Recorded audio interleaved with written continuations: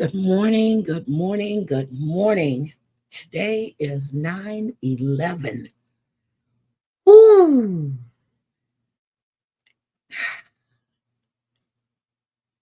damn. 23 years. 23 years. I know I remember what I was doing. I'm sure a lot of people remember exactly what they were doing, where they were at, if they were eating. So, oh, Wendy, I know my sister said yesterday that well, now it was at a category 1. Well, yesterday when I checked yesterday evening, it was a category 1. Um I don't know where it stands at right now, but I know she had everything she needed. She had the generator just in case. She was ready to go. I completely forgot you were down there too. Well, not forgot, but my goodness. So, um let me just play this for you guys real quick.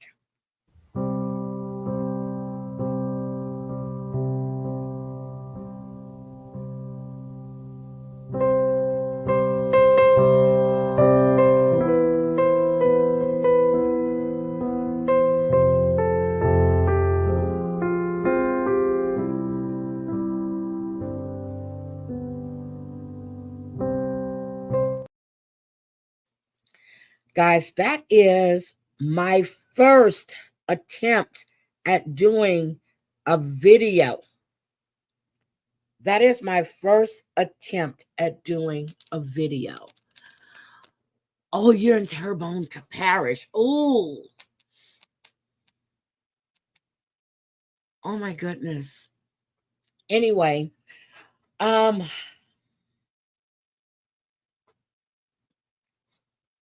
every time I remember 9/11 like it was yesterday, to be honest. I remember when it first occurred, I was standing in my living room. I was fussing because I just got a shirt out the cleaners and I had creases in my shirt. So I got the ironing board out and stuff, and I was ironing, and I had the big TV on in the living room, and I saw the smoke, and I'm like, "What the hell?" Well, not the smoke. I saw the plane, and I'm like, I'm thinking the air traffic controllers fell asleep. And then there was another one. My son was home at the time and he was stationed at Lackland Air Force. Well, no, not Lackland. He was at Laughlin. And I screamed. I said, yeah, and I just screamed. And he jumped up and he ran out the room. He looked at the TV and he was like, oh. And he got his stuff together real quick because he was supposed to be in San Antonio, not that weekend, not Houston. Good morning, Sarah motherfucking Z. So, um, it was just crazy. So I got to work right around 6:30. He had his cell phone off because he didn't want until he got to San Antonio. So I'm panicking because I don't know. I know he's flying in that Lexus, and I was like, ooh. So when he finally got to San Antonio, he called. And I was like, okay. Well, then the plane hit the Pentagon. Let me just make sure.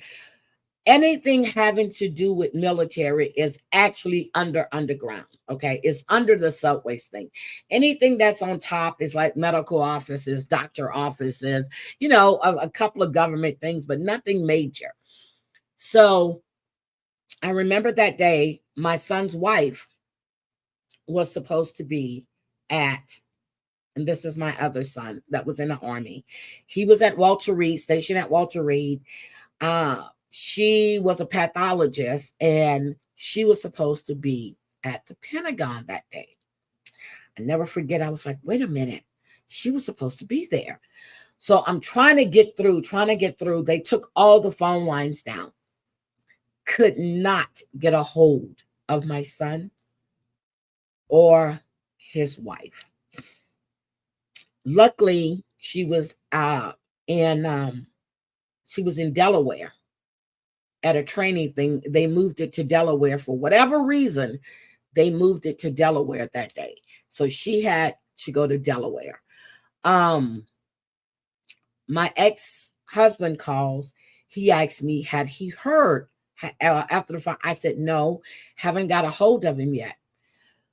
About 4 hours later, my son calls to let me know he was okay. And I told him that his father had called. He goes, I wanted to call you because I know you were going to be worried. I was worried, really, really worried.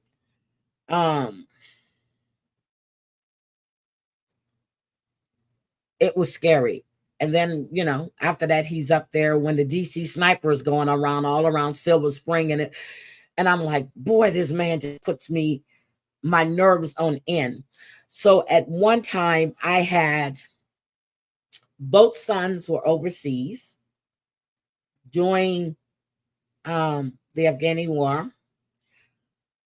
One was in the Army, one was in the Air Force. Nate hadn't left yet. Matter of fact, he hadn't even signed up yet. He was there for the other thing that was going on.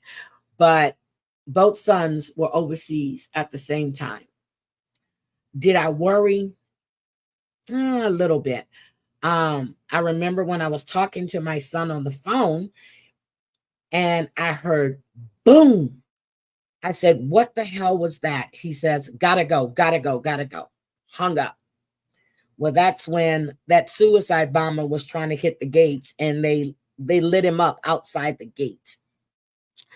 And, they're a day ahead of us, so we don't find out until the next morning. Well, I was on the phone with him when it happened. Anyway, during 9/11, there were 2,977 people that lost their lives. And this is known as the biggest terroristic attack on U.S. soil. Brooke's birthday is today. That's right. It is today. Damn. There was like 343 firefighters and EMS that lost their lives. So they're saying that at 8:46, which would be about right, because it was like 5 something in the morning, American Flight 11 went into the North Tower. 17 minutes later, United Airlines Flight 175 hit the other tower. 9:37, American Airlines Flight 77 flew into Washington, D.C. and crashed into the Pentagon. And then the fourth flight, which was United Airlines Flight 93, that crashed in a field in Pennsylvania. I remember hearing calls from people that were on planes. I remember people hanging out windows. I'm watching all of this. And at the time when I went to work, didn't know, and I had a little battery. Y'all laugh about my battery operated TV. That's fine. It was sitting on my desk in my office. And I'm watching this, and people are coming in my office, standing behind my desk, watching the TV. So I don't like anybody behind me. So I turned the TV around and we're just watching this. I was like, what the hell? I just assumed that something went wrong and that the air traffic controllers, equipment failed, not knowing this was a terrorist attack.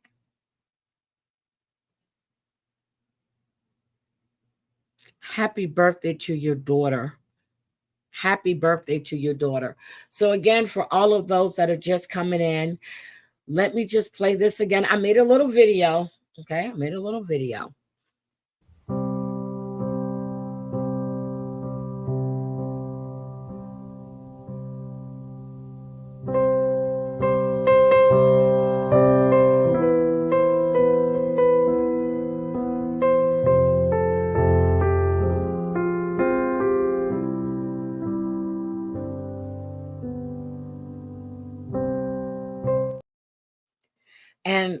And I know I've said this was 2001. A year and a half before, Nathan and I were in New York. We were staying at the Millennium Hotel that got structural damage. And I was at the Top of the World Club, which was, oh my God, way up. It was, it was just crazy. So I was there a year and a half before. So as I'm watching these buildings come down, I'm like, oh my God. My sons learned to ice skate at Rockefeller Center. I lived in New Jersey, so it was right there. I lived right across the bridge. So all of this was just like, damn. And just to see thank you. I tried and I found the music. So I was like, let's see how this goes. And so I'm pretty proud of myself. What's going on with Maureen? Yes, your sons were called yesterday. California is, and I'm going to be there next week.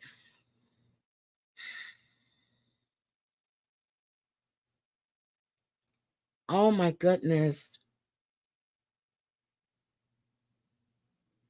Oh my goodness. So we have I don't know if it's not really an update. I brought you guys the information about, I'm sorry, my mind is just completely gone right about now, because when I woke up, it was like, oh my God.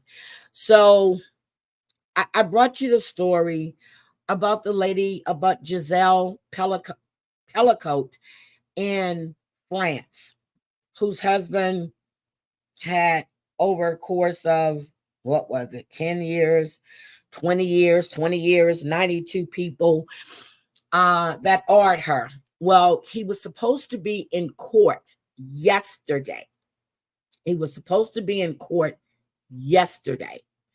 And chicken shit decided not to show up. Let's listen. That has gripped the nation and made international headlines. A man accused of drugging his wife and allowing dozens of men to rape her on camera for almost a decade had been expected to take the stand in southern France for the first time today. But a couple of hours ago, it was announced that Dominique Pelicot is sick. Earlier, our World Affairs correspondent, Andrew Harding, shared the latest. I've just come out of the courtroom where Dominique Pelicot was expected to be this morning and to give evidence this afternoon. But he complained yesterday of some sort of unknown stomach bug or illness and left court then. His lawyer was expecting him to return today to take the stand, but we've since been told by his lawyer in a phone call to the courtroom that he won't be in court. The judge president said there could be a delay of 1 day, 2 days, 3 days, possibly through to next week. So frustration in court. We saw Caroline, the daughter of the Pelicots, showing real frustration as she sat there next to her mother, Giselle, who showed no emotion. Giselle, of course, spoke last week very powerfully, very movingly, and talked about the strength that she needed to remain calm, but she talked of this sort of inner trauma that she was disguising. She continues to hide that trauma, but everyone here waiting to hear how Mr. Pelicot will seek to provide context for his act. The facts themselves. Context? What do you mean context for his acts? Good morning, Snuggle. Good morning, Aaron. Context. He's sick. And not physically, mentally sick. Good morning, Aesop. Already clear. They've been captured on film. The police have them. Mr. Pelicot has confessed. But he's expected to talk about childhood trauma, the experience, he says, of being raped at the age of 9, of taking part in some sort of violent group assault on a woman when he was 14, perhaps not to justify, but to give context to his extraordinary actions over the past decade or more. Okay, so let me get this right. He was ordered when he was 9. He participated in a gang of a woman when he was 14. So that at the age that you were, 50, 51, you knew that was wrong, but you did this to your wife for your enjoyment. You wanted to torture her, the woman that gave you 2 kids, because of your childhood trauma. But you waited all of these years later to do this. Makes perfect sense to me. I understand completely. I understand. Andrew, for anyone who might have missed the basic background to this incredibly distressing case, can you just spell that out? What is the background here? So Dominique Pelicot, 71 now, but for a decade he drugged his wife and invited mostly local men from a 10-kilometer radius, about 80 men, to come for no money, but simply so he could film them raping his wife as she lay unconscious, heavily sedated in the couple's bed. He was only discovered a couple of years ago when some women complained that they'd seen him upskirting, filming their skirts in a public place. The police arrested him, and then during the course of a search of his laptop, they found all these other shocking images. And it was only then that Giselle Pelicot discovered what her husband had been doing. Andrew Harding there. So, France now. She finds out after he was arrested for upskirting, taking pictures of women underneath their skirts. And then they found all of this. Oh, pick me. I covered it the other day, and Debbie asked me to keep covering it. So this is about, her name is Giselle Pelicot. Her husband is Dominique Pelicot. His wife was ordered at least 92 times by 72 different men. They're all standing trial. The youngest one was 20. And this is somebody she knows, one of her neighbors that used to work on her bike. He would drug his wife at night, have the men come into the home, take all their clothes off in the kitchen. He told them that he didn't want them to have any kind of scent. They couldn't smoke. No cologne. They had to warm their hands before they touched her because he didn't want anything to disturb her. They said they thought she knew. This woman was passed out. He was drugging her. How the hell did she know? A decade of this. A decade.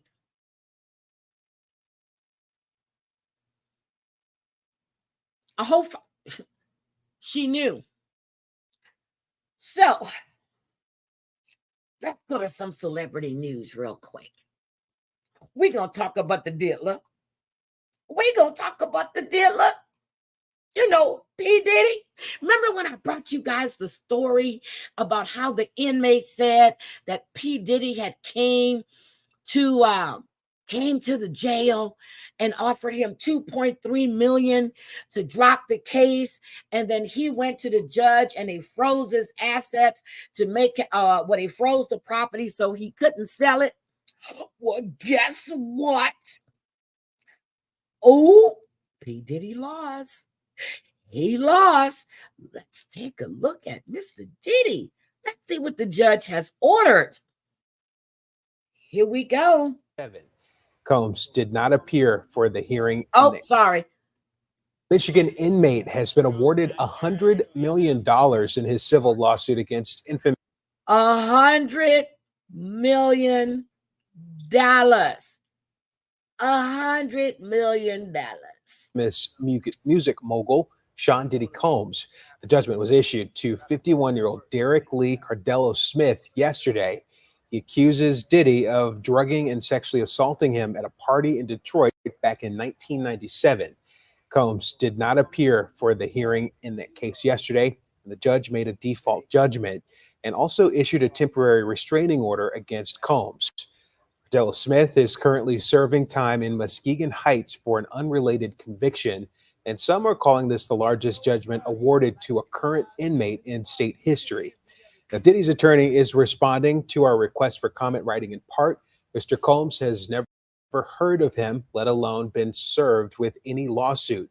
Mr. Combs looks forward to having this judgment swiftly dismissed. Okay, he's never heard of him, but he has showed proof of P. Diddy coming to that jail to visit him. His name is on the books. They've shown him there. This man said he told them about the stuff that he was doing before Cassie even came out with it. No, that's not the sex worker that disappeared. This is the one that did this whole interview, told them everything that Diddy was doing. Nobody believed him. He told about how Diddy had him, drugged him, had him doing the stuff. He even told about Cassie 8 years before Cassie even told about herself, about how he met Cassie and what Diddy had him do. Did Diddler? He said he wasn't served, but he was served. His attorneys were served. They knew about it. So I'm going to watch this. Why wouldn't Diddy show up in court, girl? Come on now. Come on. Do you think a judge is going to issue this if there's no proof this man was served with a lawsuit? They will call to make sure he was served or his attorney and it was signed. Do you honestly believe a judge is going to issue a default judgment without any proof? Oh my God, thank you. Thank you. So, honestly, for real, okay. He didn't show up in court. He wasn't served. We know that's BS. That is truly BS. Now, oh God. I wanted to it's supposed to be raining here today. I'm just like, wait a minute. A judge is just going to say, hey, good morning, Savage. Are you going to go live today? I see Brooke. I just saw Brooke has a live set at 10. Are you going to go live today? Good morning, good morning, good morning. But we have more information on this I-75 shooter. And again, we see something that could have been prevented. Okay? Prevented. This could have been prevented. Then we had another shooting in Omaha, Nebraska yesterday, where, what was it, a 15-year-old was in critical condition. Another school shooting. How they're getting these guns in the school. 2 young men got into an altercation. One pulled out a gun and shot the other. Now this young man, which I didn't check this morning to see if his condition had improved or not. I understand that they found So they're not sure if it's Elijah Vu or not. Jesus Christ. The 3-year-old that went missing, the mother that took him to the father who was putting him on his knees because he was trying to teach a 3-year-old how to be a man. Okay. They found a body that was buried, and they thinking that it's Elijah. So let me share this about this I-75 shooter. This is so sad. Sad. Who is the subject of the manhunt in southern Kentucky, did serve some time in jail earlier this year. Joseph Couch was arrested after his neighbor swore out a warrant against him. That neighbor says it was over a threat, and he's talking to us about what took place. WKYT's Phil Pendleton spoke to him and has more. A Knox County man says he had no trouble with Joseph Couch when he moved into his home in the Gray community a few years ago. He was a very quiet person. Like I said, up until this past February, he did socialize with us. He would say hi. He would let his son come over here. The neighbor who wanted his identity concealed says something changed in February of this year. Says Couch threw a rock. I know it's low. I don't know what's wrong. It's not me. Next thing I know, the man goes in his house, comes back out, and me and my 9-year-old are staring at a man with an AR pointed at us and said the next time that he would shoot us and the dog. The warrant does not state the weapon was pointed at them, and a Knox County deputy says the charges would have been different had it stated that. Regardless. So he said the guy went in his home, came out his home with the AR and told him that he's going to kill him, his son, and the dog. But the warrant didn't state that the gun was pointed at them. It was enough that he went in the house and came out with the AR and made a threat to this man, his son, and his dog. Really? Couch was arrested and did serve some time in jail. Even after the threatening to shoot me an incident and everything else, I still tried to make peace with him. Couch's neighbor tells us that this dog was injured during the incident. He says that the dog was then found dead several days later, found in a fence row. He says he's not sure if the dog died the result of the rock throwing incident or if something else happened. The neighbor says Couch's behavior had been odd over the past few months leading up to the situation that happened Saturday on the interstate. I can't even speculate why he did what he did or what pushed him to do what he did. He says it's simply a very unfortunate situation for everyone and feels for Couch's family as well. We've had to deal with all of this. In Knox County, Phil Pendleton, WKYT. Officials said the terroristic threatening charges were later dropped because the victim did not appear in court, but the neighbor tells us he was never made aware of a court date to come to.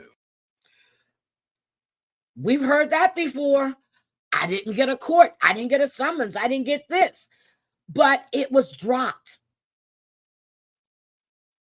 Dropped. So they're going on, 72 hours now of trying to locate this man? 72?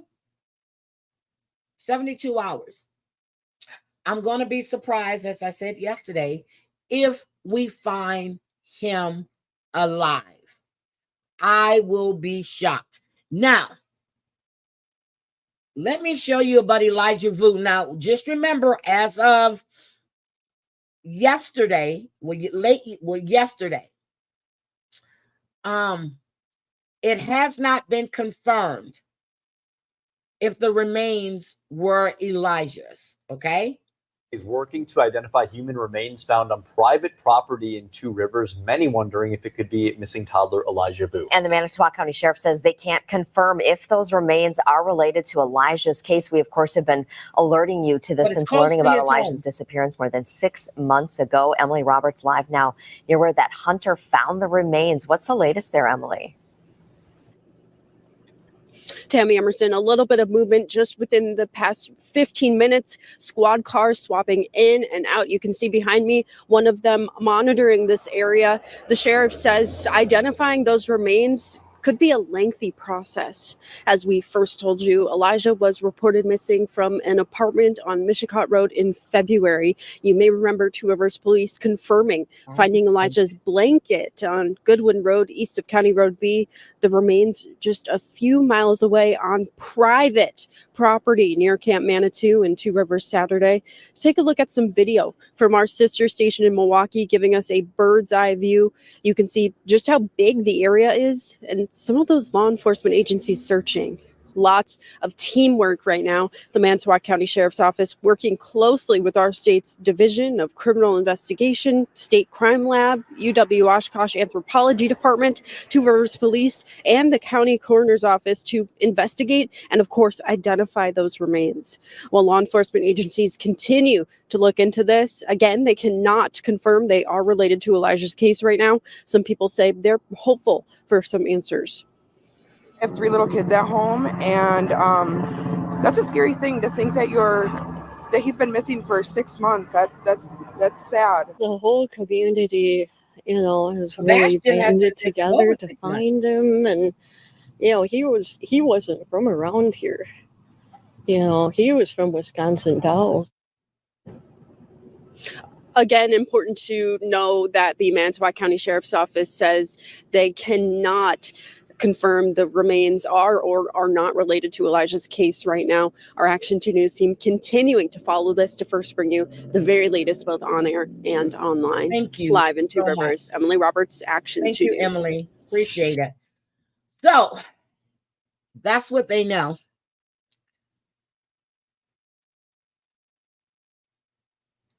No, I have not. I have not. If he's still alive, he would ever be free. Yeah, he's not. This is a little 3-year-old boy. No. Unless somebody kidnapped him, they sold him. No. 3 years old. No. So how many watched the debate last night? I know this is going to spark a big controversy.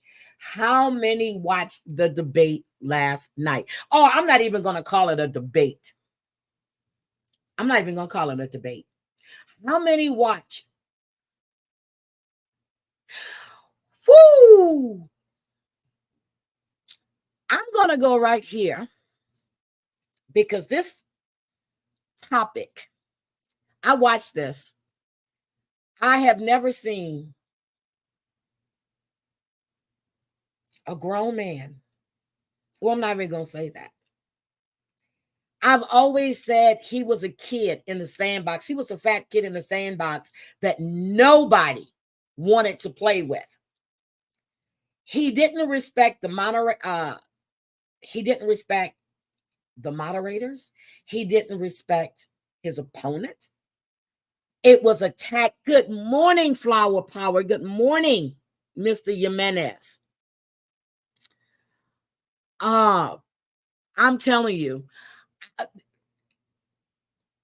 I have it was missed opportunity. Matter of fact, frick it. Let me just play the 9 minutes of this. Let me put up my thing. Because they were highlighting key points. But when he got to the abortion thing, I was done. I'm like, wait a minute. Wait a minute. You could have an abortion after a baby is born. Somebody told me that, and I couldn't believe that anybody would say that. I couldn't believe it. Okay, let's go here for a minute. Let me share. I'm not even sharing my screen. I'm not even sharing my screen. Hold on. Let me get here. Now, these are the highlights. Okay. I'll just play it from the beginning. These are the highlights, okay? Good morning, Colleen. Colleen, I was thinking about you a couple of days ago, and I went into TL's chat to see if I saw you, and she was ending, but I was thinking about you a couple of days ago, Colleen. And you know why? Because I was drinking out of my mug, and I said, I haven't seen Colleen. Here we go. Trump meeting on the debate stage for the first time. Kamala Harris. Now, this is my mother. I was telling Vault one day we were talking. I told her how my mother would strut and walk over and she would go, you know, she would say her name. And when she did that, I was like, oh my God, that is my mother. I did. I said, that is my mother. Let's have a good debate. Have fun. Thank you. The vice president walking to the former president's podium to shake his hand in Philadelphia. Two standing. Stop. Stop.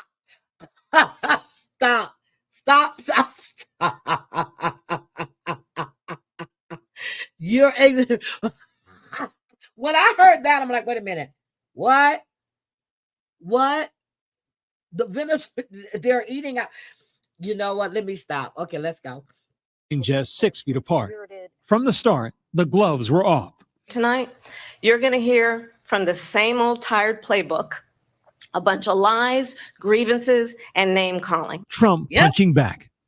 She's a Marxist. Everybody knows she's a Marxist. Her father's a Marxist professor in economics. Everybody knows and this. He taught her well. The stakes could not be higher for tonight's debate. The two candidates locked in a dead heat in polls. The economy and inflation on the top of American voters' minds. Trump laying the blame on the Harris and Biden administration. We have inflation like very few people have ever seen before, probably the worst in our nation's history. We were at 21%. Harris responding. Donald Trump left us the worst unemployment since the Great Depression. Donald Trump left us the worst public health epidemic in a century. Like the Trump-Biden debate, tonight there was no studio audience and the microphones were turned off. And remember this, she is Biden. You know, she's trying to get away from Biden. I don't know the gentleman, she says. She is Biden. The worst inflation we've ever had, a horrible economy because inflation has made it so bad, and she can't get away with that. Harris responding. Clearly, I am not Joe Biden, and I am certainly not Donald Trump. And what I do offer is a new generation of leadership for our country. The debate turning personal. Donald Trump was fired by 81 million people. So let's be clear about that. And clearly he is having a very difficult time processing that. Trump claiming Biden was pushed off the Democratic ticket. You talk about a threat to democracy.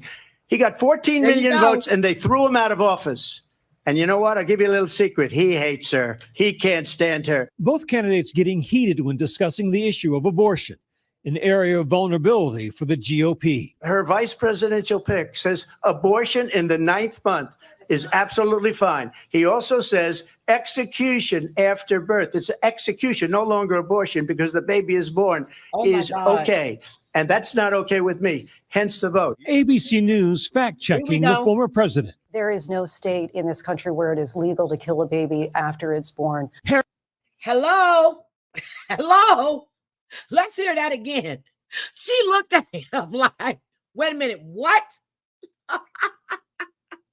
Nope, didn't hear no policies at all. I didn't hear not one thing. I heard I have a plan.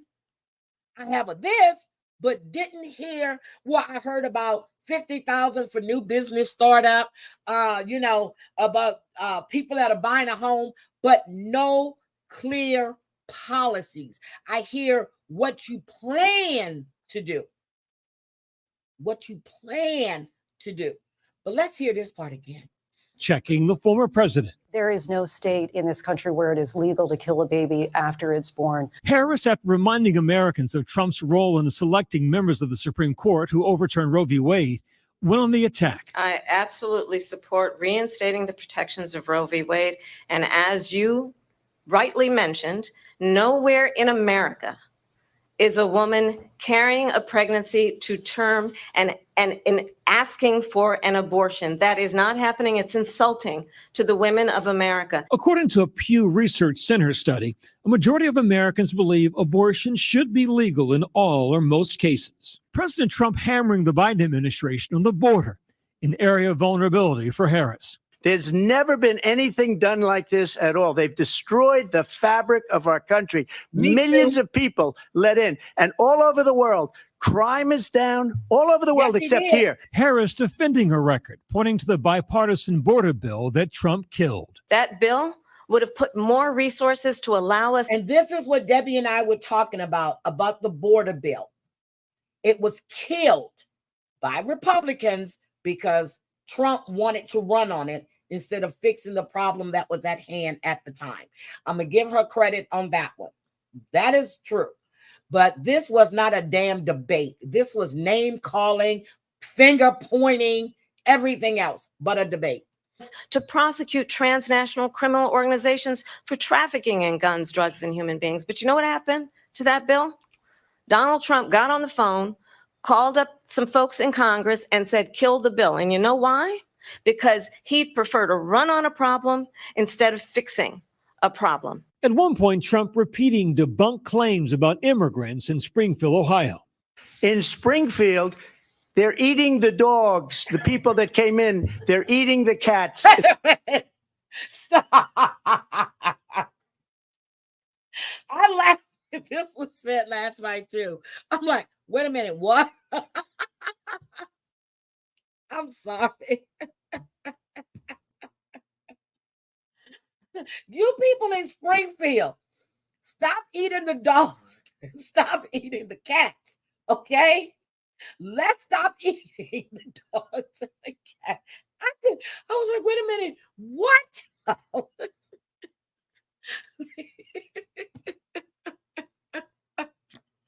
And I watched this shit.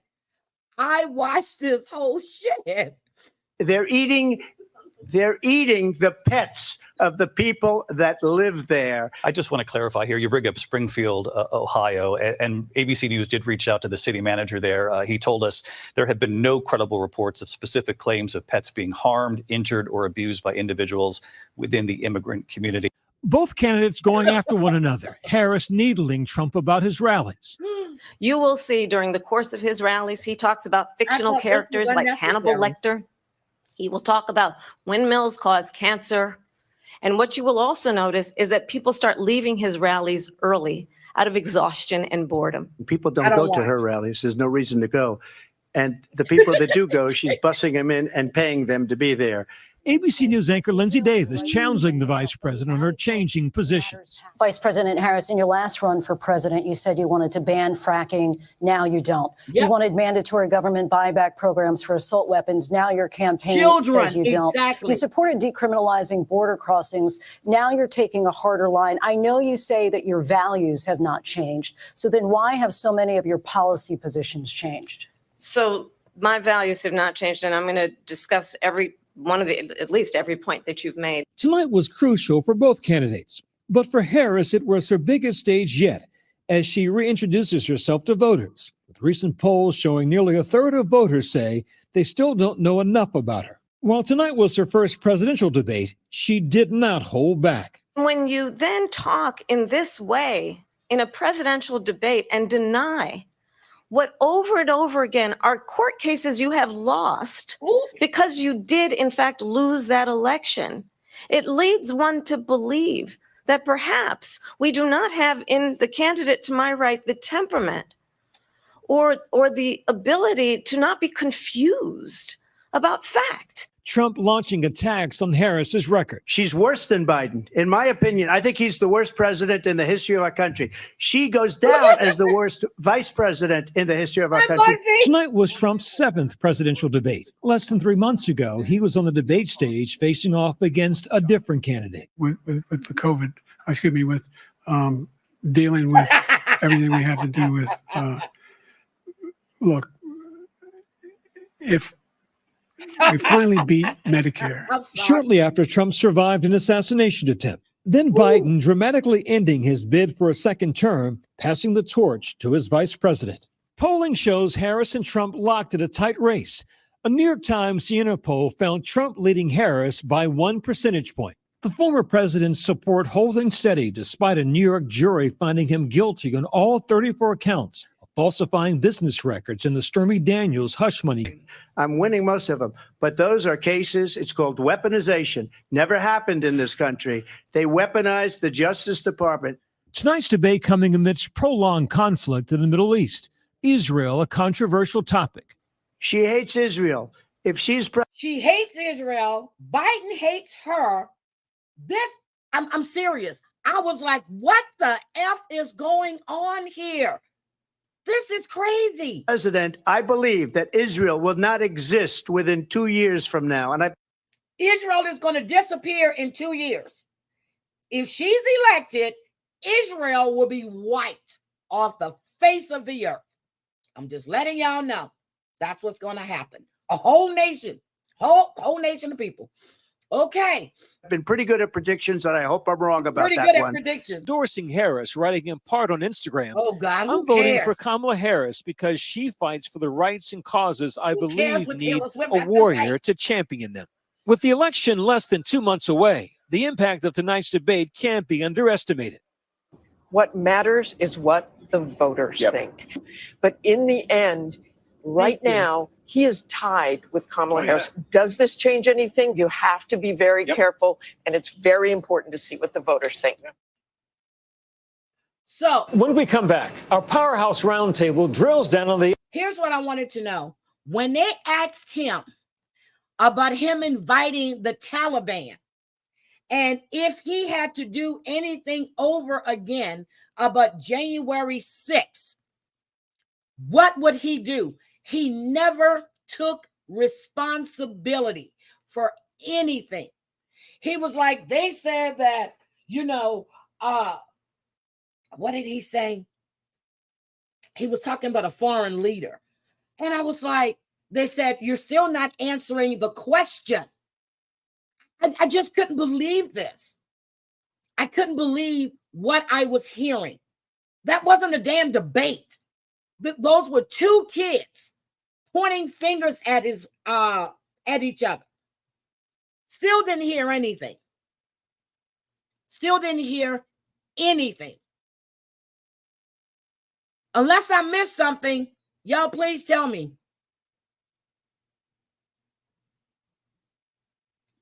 Did I miss anything?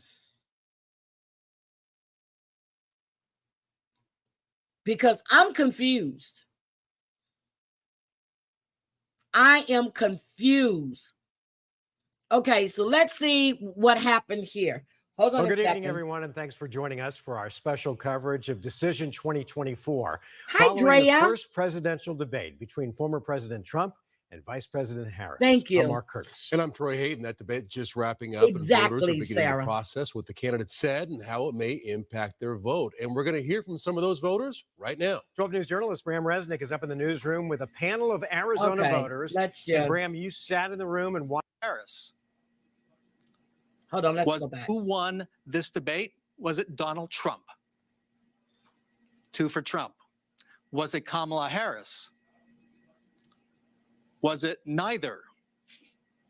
Okay, Nicole is a neither, and Denise, you're a neither too. Well, it's not so much a neither. Trump clearly lost. Harris has certainly opened a door and shown us more of herself. What did Keep she doing show that. us? Please show us what you're made of. So you think that That's was what I ask. Okay, Jeff, what do you feel? You thought I'm gonna Kamala Harris vote won. for A the lot of people said she Vegetarian had Party. to show us who she was. What she did, she came across as presidential, articulating her vision and her desire to help everybody get up on their feet. Trump was just a spewing volcano of hate and bullying, and it was just That's what I saw. disqualifying. Well, on Carlos, you thought Trump won. Yeah, because I feel like he spoke more on like the bigger issues, especially problems at the border. My family came here legally. We went through that process, and it took a long time. Now we're good. So it feels wrong that other people, illegals, are coming here more easily and getting more I benefits agree than with that. than regular Americans. And then we've also had American people die at the hands of illegal immigrants, like a young boy from Ohio. His name was Aiden Clark, who was killed by an illegal Haitian. He'd still be alive if we had a stronger border. Well, we have people killing people every damn day. People that are United States citizens. They are Americans that are killing Americans every day. So we're going to point out 3 or 4, 5 that happened with illegal immigrants, but we're not going to talk about the parents and the pedos and everything else that are Americans. Got you. Okay. Security. Okay, let's go to Nicole. Nicole, coming into this, you really didn't know what you were going to do. It seems like you still feel that way. Was there anything tonight that connected with you in any way? I thought it was telling that they both had the opportunity to answer a question about their leadership. Trump with January 6th and Harris with the Afghanistan withdrawal, and they both evaded the question. Thank you. Thank you. They both evaded their prospective questions that we wanted answers on. Thank you. Thank you. And that was an opportunity that neither one of them took, unfortunately. So you're looking for leadership.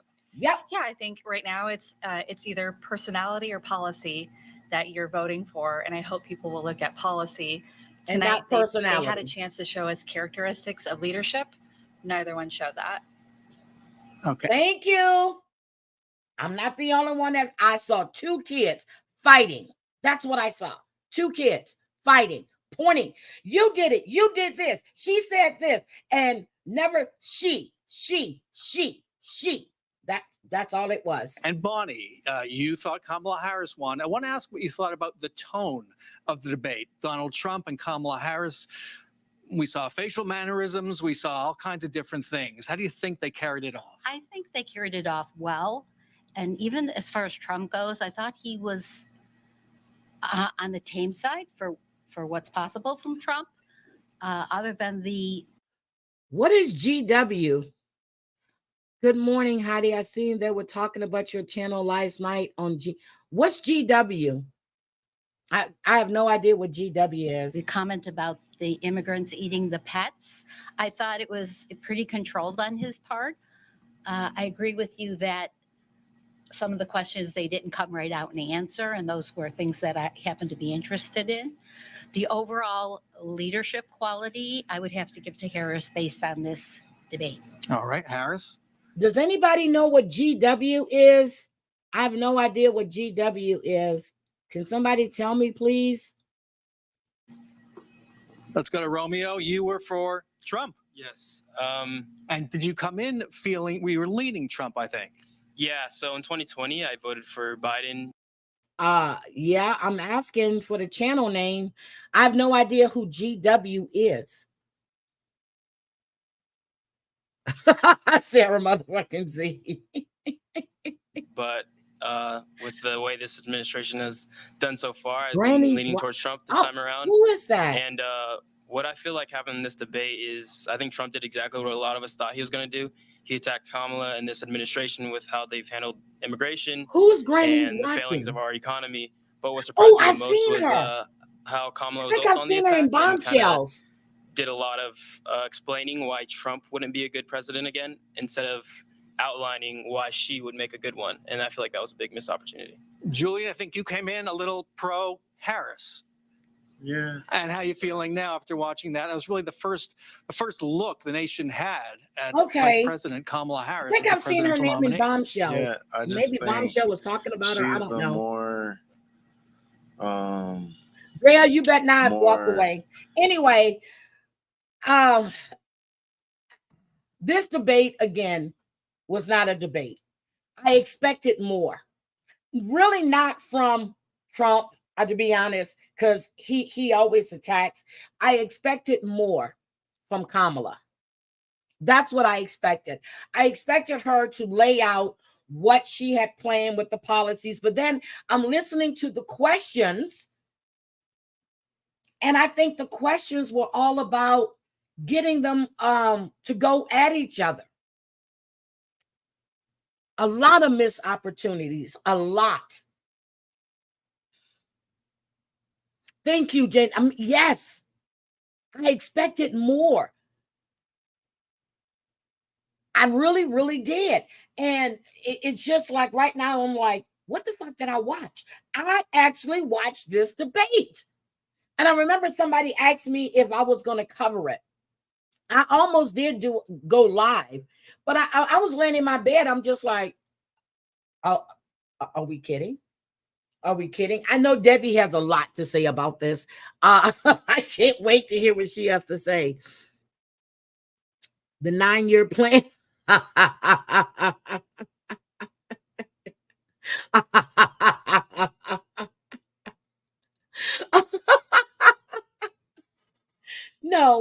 No, none of that was figured out. None of that was figured out. But again, we didn't get anything. We didn't get anything. I'm trying to see. Granny's watching. Granny's watching.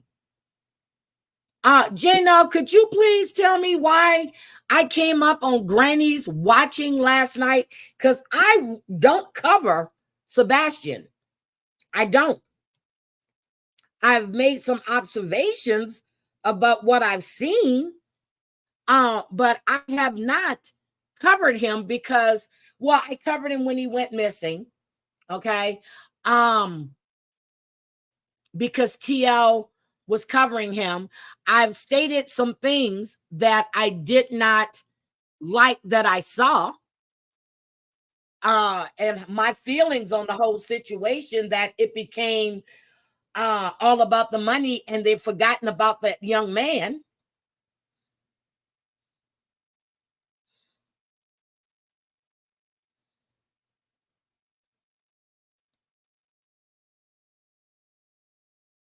See, and that's what I said. It was baiting. Good morning, Riley. It was baiting. And that's what they did. It was baiting. It has to do with TL.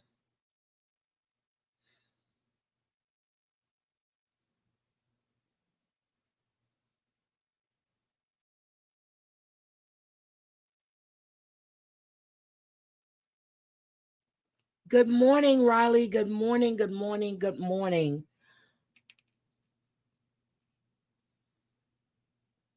Should have asked a lot more questions. Riley, did you watch the debate last night? Could you tell me how far into Granny's live did my name come in? Oh, Bullhorn Betty's court appearance, Terry Lynn's local drama, invite, what? Your cat was in.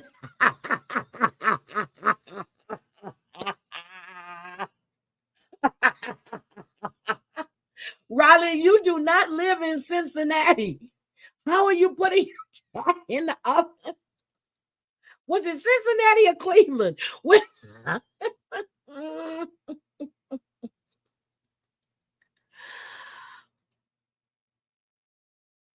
I need to talk to TL. Okay. Okay. All right. Oh. I need to talk to TL. What am I? Yeah, look.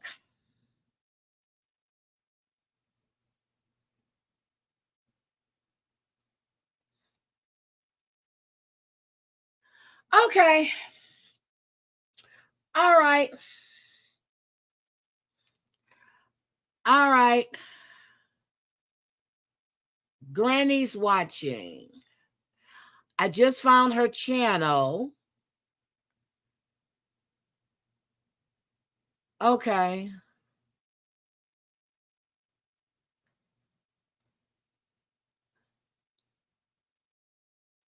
I don't know anything about this woman.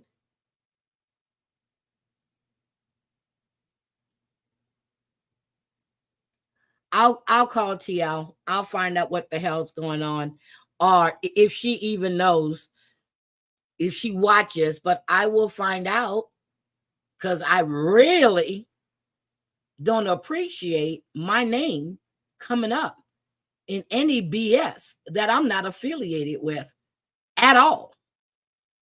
So Bomb covered it, right? No, that's not Auntie. No.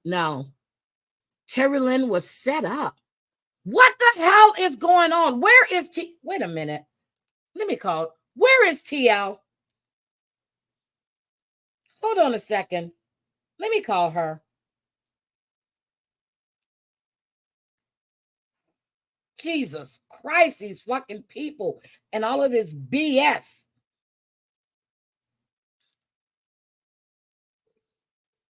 Bullhorn Betty was, why? I thought she went to the,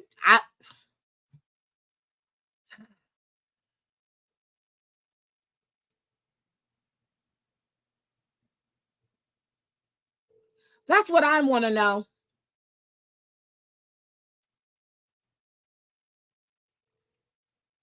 Okay, that's one number. Let me call the other number.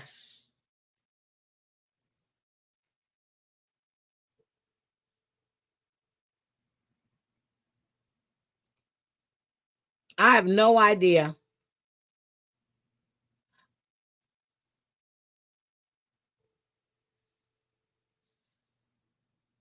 I don't even know if she's live or not.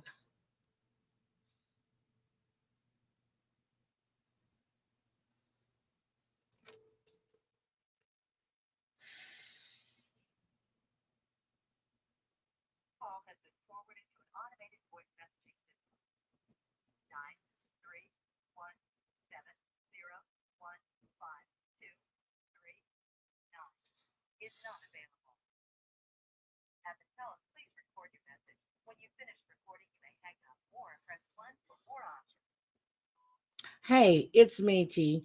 Give me a call when you get this message, please. Bye. I want to know what's going on, and why my name is being brought up. Give me a call. Bye-bye. Okay.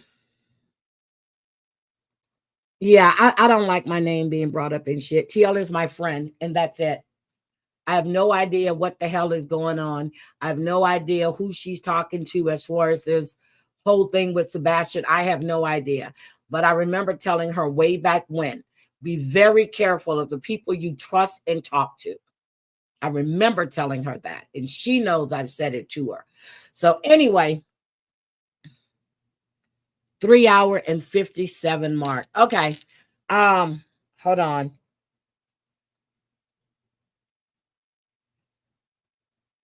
Yeah. I'll talk to TL and I'll see what's going on as soon as she calls me. Anyway,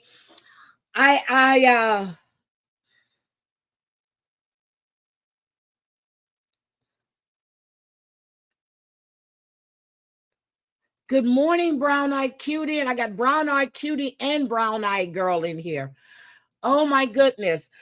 I'm just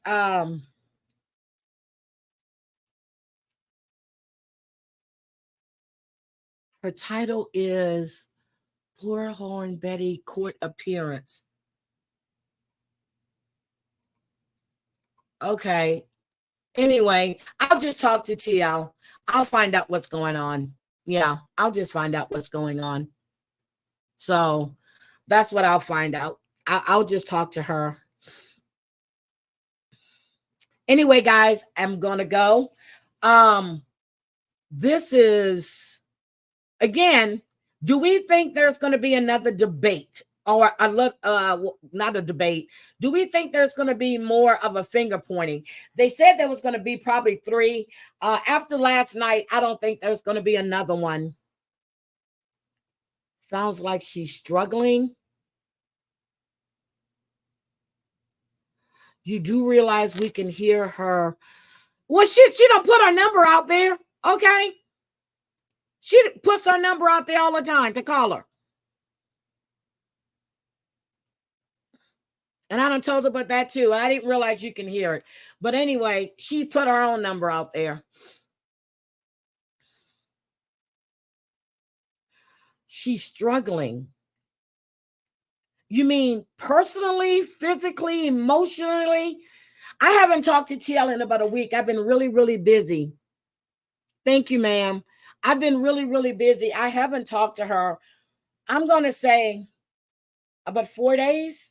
I remember she was live the other day and I went in her chat and I told her after she ended the live to give me a call because I hadn't spoken to her in about 4 or 5 days. So, shit. Now I'm worried about her. Brown-eyed girl, could you hit me up, please?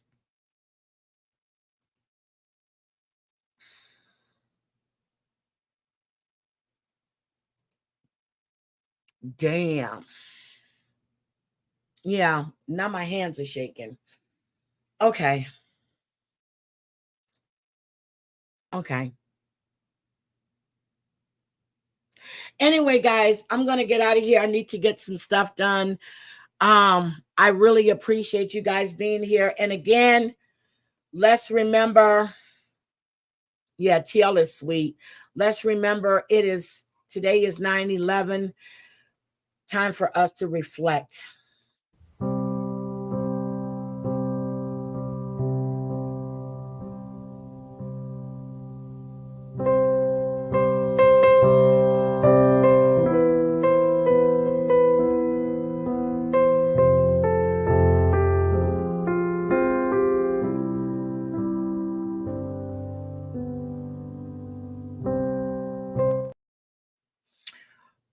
All I'm going to say is that TL is my friend. People don't know her. She's got a quick temper, but she does have a heart of gold as far as her friends are concerned. And trust and believe, we've had it out several times.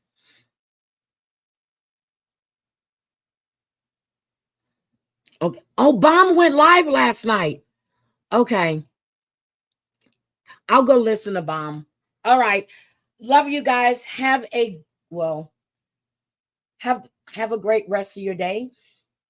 Remember, we're still standing. We're standing tall. And I'll see you guys next time. Bye.